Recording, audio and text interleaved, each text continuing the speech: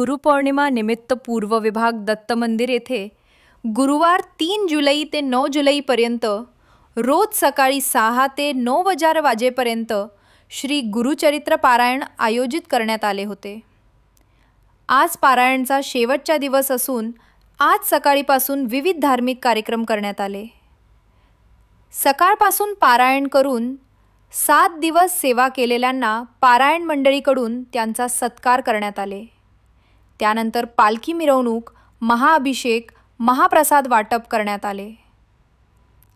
गुरुवारी गुरुपौर्णिमा निमित्त विविध धार्मिक कार्यक्रम आयोजित करण्यात आले। यामध्ये अर्चना, अभिषेक, होम हवन, प्रसाद वाटप, धर्मदर्शन असे कार्यक्रम आयोजित आले।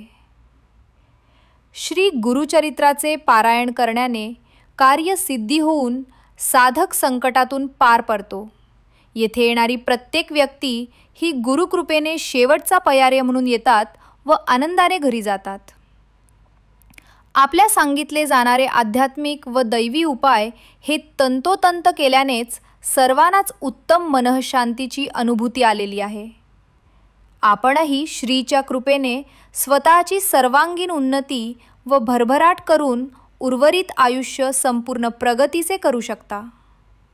हा गुरुचरित्र पारायण यशस्वी करण्यासाठी मंदिराचे मॅनेजर श्रीनिवास गरदास, गणेश देवसानी, बालाजी सग्गम, ज्ञानेश्वर वलमदेशी, किरण बिटला, हरी गौडा आदींनी परिश्रम घेतले।